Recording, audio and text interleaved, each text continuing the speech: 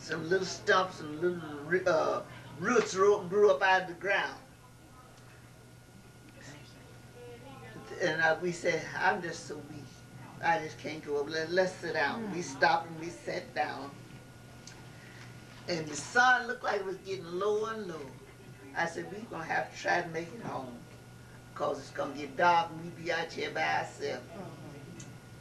We held to limbs and bushes. We had to go through woods anyhow, wood paths like. And we made it to the house.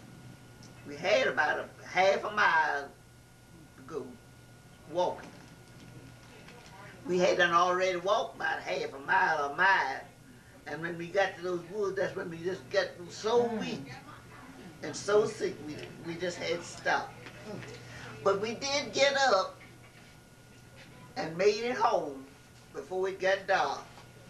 We had sense enough to know that if it got dark, we'd be stranded out there among wildcats and everything else out there in the woods. So we made it home, and we was in the bed sick with this flu. Well, we got over with the flu. Some of our schoolmates that we went to school with the day before we had to go, they died while we was in home sick. My mother heard the church bell tolling, and we knew the first boy that was in the school that took this flu, he was real low sick. We went to see him the day before we took down where we couldn't go. And he was real sick. And everybody's saying, I don't think son Watson gonna make it. Well, a few days after that, the church bell tolled. We could hear it across those hills and things a long ways. My mother said, son Watson must be gone. So sure enough, he had passed. Well, we was recuperating at home. We made it through. But at the same time, my auntie had it, and the doctors gave her out and said there was no hope for her. Aunt Lizzie. But she lived to get 80-some years old.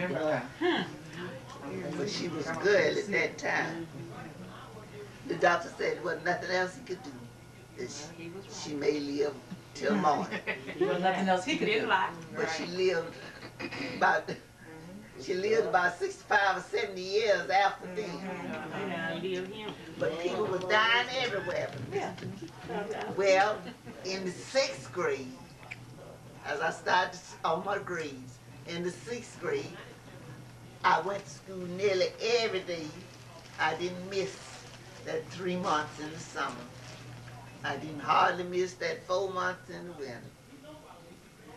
The children gets 9 months now, right straight through, sometime more. And the good part about it, most of them don't have to walk. Right, it's so convenient. Sometimes I was walking 2 miles, meeting snow in my face so fast until I'd have to hold my hands up to see where I was walking. But I went every day. Then that's the next thing. Children now should be thankful that they have a way to go to school. Instead of dropping out of school, stick with it. I stuck with it. I stayed right in the school, walking. Sometimes walking in that gumbo mud.